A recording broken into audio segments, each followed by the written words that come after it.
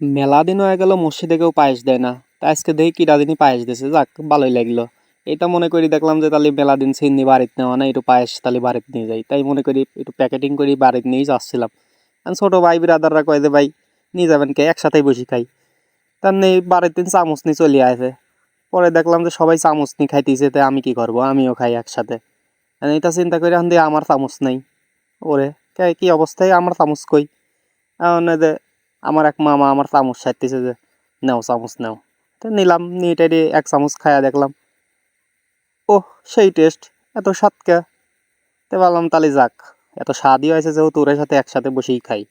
তো এটা মনে করি একসাথে বসেই খাচ্ছি, ভালোই লাগলো। একসাথে সবাই বসে খাওয়া, ও মজাই আলাদাই কি রে, সেই স্বাদ।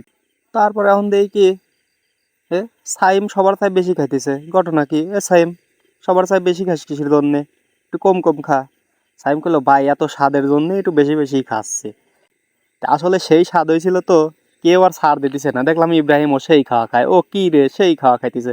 আবার সোহেল মামাও দেখলাম যে ভালোই খাইতেছে। এত খালি তো হয় না, আমিও আবার নিলাম, দেখলাম যে নেই, না হলে তো হইতেছে না।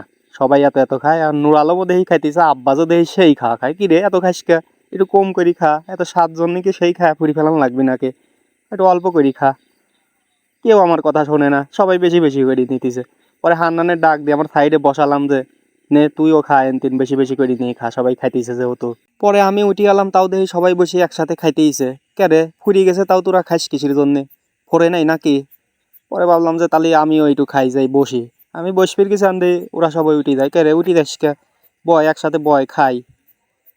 সাইম তো খালি বেশি কথা কয়, আমার খাওয়ার সময় ও ডিস্টার্ব করে খালি, এত ডিশ মিশ ধরে টানাটানি করতেছিল যে কি অবস্থা।